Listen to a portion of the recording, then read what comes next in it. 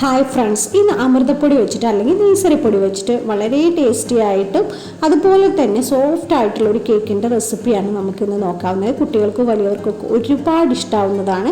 അപ്പോൾ ചാനൽ ആരെങ്കിലും സബ്സ്ക്രൈബ് ചെയ്യാതെ കാണുന്നുണ്ടെങ്കിൽ ഒന്ന് സബ്സ്ക്രൈബ് ചെയ്തേക്കണേ. അപ്പോൾ ആദ്യം ഒരു മിക്സിയുടെ ജാറ് എടുത്തിട്ടുണ്ട് കേട്ടോ. മിക്സിയുടെ ജാറിലാണ് ചെയ്തെടുക്കുന്നത്. ബീറ്റർ ഉള്ളവരാണെങ്കിൽ അങ്ങനെ ചെയ്യാം. അപ്പോൾ ഞാൻ മിക്സിയുടെ ജാറിലോട്ട് ഒരു 2 മുട്ട എടുത്തിട്ടുണ്ട്. അതൊന്ന് പൊട്ടിച്ചൊഴിച്ചു കൊടുക്കാം. തണുപ്പുള്ള മുട്ട എടുക്കാതെ ശ്രദ്ധിക്കണം. നമ്മൾ റൂം ടെമ്പറേച്ചറിലുള്ളത് മാത്രം എടുക്കുക. എന്നിട്ട് അതിലോട്ടൊരു 1/4 കപ്പ് പഞ്ചസാരയും കൂടെ ചേർക്കുന്നുണ്ട്. കാരണം നമ്മൾ ഉണ്ടാക്കാൻ പോകുന്നത് അമൃതപ്പൊടി വെച്ചിട്ടല്ലേ. അപ്പം അതിൽ ഓൾറെഡി പഞ്ചസാര മധുരമുണ്ട്. അപ്പോൾ കുറച്ച് ചേർത്താൽ മതിയാവും. പിന്നെ ഒരു ചെറിയ പീസ് പട്ട ഇട്ട് കൊടുക്കുന്നുണ്ട്. അതുപോലെ ഒരു ഗ്രാമ്പൂവും ഒരു ഏലക്കായും കൂടെ ചേർത്തിട്ട് നല്ല പോലെ ഒന്ന് അടിച്ചെടുക്കണം. നമ്മൾ അടിച്ചെടുത്തത് ഒരു പാത്രത്തിലോട്ട് ഒന്ന് ഒഴിച്ചു കൊടുക്കാം. ഇനി ഇതിലോട്ട് ഒരു 1.5 ടേബിൾ സ്പൂൺ വാനില എസൻസും കൂടെ ചേർത്ത് കൊടുക്കുന്നുണ്ട് കേട്ടോ. മുട്ടയുടെ കുത്തലൊന്ന് കുറഞ്ഞു കിട്ടാൻ വേണ്ടിയിട്ടാണ്. പിന്നെ അതിനൊരു ചെറിയ ഫ്ലേവറും കൂടെ കിട്ടാൻ വേണ്ടിയിട്ടാണ് ചേർത്ത് കൊടുക്കുന്നത്. ഇതിലോട്ടൊരു സ്ട്രെയിനർ വെച്ചു കൊടുത്തതിന് ശേഷം 1 കപ്പ് അമൃതപ്പൊടി ഇട്ട് കൊടുക്കുന്നുണ്ട്. 250 ml കപ്പാണ്, അത് ചേർത്ത് കൊടുക്കുന്നുണ്ട്. 1 ടീസ്പൂൺ ബേക്കിംഗ് പൗഡർ ചേർത്ത് കൊടുക്കുന്നുണ്ട്. ഒരു 2-3 പിഞ്ച് ഉപ്പും കൂടെ ചേർത്ത് കൊടുത്ത് നന്നായിട്ട് ഒന്ന് അരിച്ചൊഴിക്കണം. നമ്മളിതിലോട്ട് ബേക്കിംഗ് പൗഡർ മാത്രമേ ചേർത്തിട്ടുള്ളൂ, ബേക്കിംഗ് സോഡ ചേർത്തിട്ടില്ല. നന്നായിട്ടൊന്ന് സ്ട്രെയിൻ ചെയ്തെടുക്കണം. ഒട്ടും കട്ടകളൊന്നും ഇല്ലാതിരിക്കാൻ വേണ്ടിയിട്ടാണ് നമ്മളിങ്ങനെ ചെയ്തെടുക്കുന്നത്. കേക്ക് ഒന്ന് സോഫ്റ്റ് ആവാനും വേണ്ടിയിട്ടൊന്ന് ഹെൽപ്പ് ചെയ്യും. അപ്പൊ എല്ലാം ഒന്ന് അരിച്ചെടുത്തിട്ടുണ്ട്. കുറച്ച് തരികൾ ബാക്കിയുണ്ട്, അതങ്ങ് ഒഴിവാക്കാം, ഇതിലോട്ട് ചേർക്കണ്ട. ഇനി ഇതിലോട്ട് ഒരു 1/4 കപ്പ് സൺഫ്ലവർ ഓയിലും കൂടെ ചേർക്കുന്നുണ്ട്. ഇതൊന്ന് മിക്സ് ചെയ്തെടുക്കാം. ഇപ്പൊ കേക്ക് ഉണ്ടാക്കുന്ന കൺസിസ്റ്റൻസി ഒക്കെ അറിയാലോ. അപ്പൊ ആ രീതിയിലൊന്ന് തിക്കാക്കി എടുക്കാം.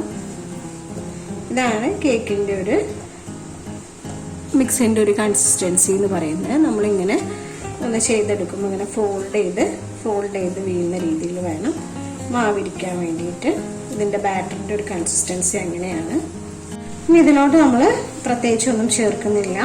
ഇത് റെഡി ആയിട്ടുണ്ട്. ഇനി അഥവാ നിങ്ങൾക്ക് മാവ് കുറച്ച് തിക്കാണെന്ന് തോന്നുകയാണെങ്കിൽ ആ സമയത്ത് കുറച്ച് ചെറു ചൂടുള്ള പാലൊന്ന് ചേർത്തൊന്ന് മിക്സ് ചെയ്താൽ മതി കേട്ടോ. ഇതിലോട്ട് ഇപ്പം ചേർക്കേണ്ട ആവശ്യമില്ല, ഇത് കറക്റ്റായിട്ട് കിട്ടിയിട്ടുണ്ട്. ഇനി അഥവാ തിക്കാവണമെന്ന് തോന്നുകയാണെങ്കിൽ മാത്രം കുറച്ച് ചെറു ചൂടുള്ള പാലൊന്ന് ജസ്റ്റ് ഒന്ന് ചൂടാക്കി അതൊന്ന് ചേർത്ത് കൊടുത്താൽ മതി. നമ്മളൊരു കേക്ക് ട്രേ എടുത്തിട്ടുണ്ട് കേട്ടോ. അതിലോട്ടൊരല്പം ബട്ടർ ഇട്ടതിന് ശേഷം എല്ലായിടത്തും ഒന്ന് നല്ല പോലെ ഒന്ന് സ്പ്രെഡ് ചെയ്തെടുക്കുക. ബട്ടർ പേപ്പർ ഉണ്ടെങ്കിൽ അതും കൂടെ ഇട്ട് കൊടുത്താൽ മതി. ഇപ്പം എൻ്റെ കയ്യിൽ അതില്ല, അതുകൊണ്ട് ഞാൻ ഇട്ട് കൊടുക്കുന്നില്ല. എല്ലാ സൈഡ്സിലും അരികിലൊക്കെ കറക്റ്റായിട്ടൊന്ന് അപ്ലൈ ചെയ്ത് കൊടുത്താൽ മതി. ഇനി കുറച്ച് മൈദപ്പൊടിയും കൂടെ ഇട്ട് കൊടുക്കുന്നുണ്ട് കേട്ടോ.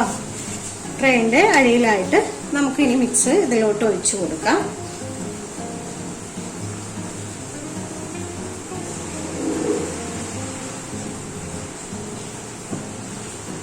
ഇനി നന്നായിട്ടൊന്ന് ടാപ്പ് ചെയ്ത് കൊടുക്കുക. എയർ ബബിൾസ് എന്തെങ്കിലും ഉണ്ടെങ്കിൽ ഇട്ടാണ്. ഇനി കുറച്ച് കാഷ്യൂ ഇതിൻ്റെ മുകളിൽ ഇട്ട് കൊടുക്കാം കേട്ടോ.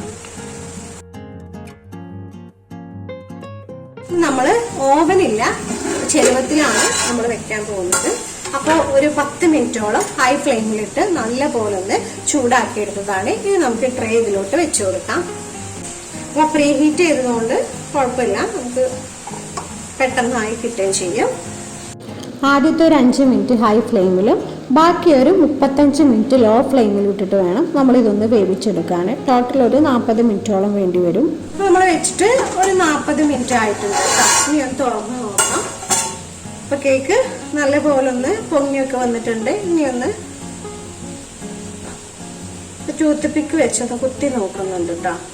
അപ്പൊ ഓക്കെയാണ്, അതിലൊന്നും ആവുന്നൊന്നുമില്ല. അപ്പൊ കറക്റ്റായി വന്നിട്ടുണ്ട്, പാകമായിട്ടുണ്ട്. നമുക്കതിൽ നിന്ന് മാറ്റാം. അപ്പൊ കേക്ക് നല്ല പോലെ ഒന്ന് ചൂടാറി തണുപ്പായതിനു ശേഷം വേണം നമുക്ക് ഈ ട്രെയിൽ നിന്നതൊന്ന് മാറ്റാൻ കേട്ടോ. അല്ലെങ്കിൽ പൊട്ടിപ്പോകും, ഒരു ഫിനിഷിങ് കിട്ടില്ല. അപ്പൊ നല്ല പോലെ ഒന്ന് തണുത്തിട്ട് മാറ്റാം. അപ്പോൾ കേക്ക് ഇപ്പോൾ നല്ലപോലെ തണുത്ത് വന്നിട്ടുണ്ട് കേട്ടോ. ഇനി നമുക്കിതൊന്ന് ട്രേയിൽ നിന്ന് മാറ്റാം. അതിനൊന്ന് ഇങ്ങനെ ജസ്റ്റ് ഒന്ന് കമിഴ്ത്തി എടുത്താൽ മതി. ഇനി ഒരു പ്ലേറ്റിലോട്ട് മാറ്റിയെടുക്കാം. ഈസി ആയിട്ട് കിട്ടും. ഇനി നമുക്കിതൊന്ന് കട്ട് ചെയ്തെടുക്കാം കേട്ടോ. ഓരോ പീസുകളായിട്ട് കട്ട് ചെയ്തെടുക്കാം. നമുക്കിത് സൂക്ഷിച്ചും വെക്കാം ആവശ്യാനുസരണം. എത്ര വേണമെങ്കിലും നമുക്കിത് സ്റ്റോർ ചെയ്ത് വെച്ച് ഉപയോഗിക്കുകയും ചെയ്യാം.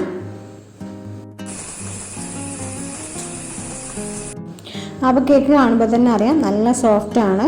അതുപോലെ തന്നെ നമ്മൾ കുറച്ച് മധുരമൊക്കെ ചേർത്തത് കൊണ്ട് തന്നെ നല്ല ടേസ്റ്റും ആയിരിക്കും കഴിക്കാൻ, അധികം മധുരമൊന്നും ഇല്ലാത്തത് കൊണ്ട്. അപ്പോൾ കുട്ടികൾക്കൊക്കെ ഇനി അമൃതപ്പൊടി കൊണ്ട് വെറും പുട്ടും അതുപോലെ കുറുക്കിയും ഒക്കെ കൊടുക്കുന്നതിന് പകരം, അപ്പൊക്കെ ചുട്ട് കൊടുക്കുന്നതിന് പകരം നമുക്ക് ഇതുപോലെ വെറൈറ്റി ആയിട്ട് ഹെൽത്തി ആയിട്ടുള്ള കേക്കൊക്കെ കൊടുക്കാം. അപ്പോൾ ഇത് നമ്മൾ ബേക്കിംഗ് സോഡ ഒന്നും ചേർക്കാത്തത് കൊണ്ട് തന്നെ അത്ര അൺഹെൽത്തി അല്ല.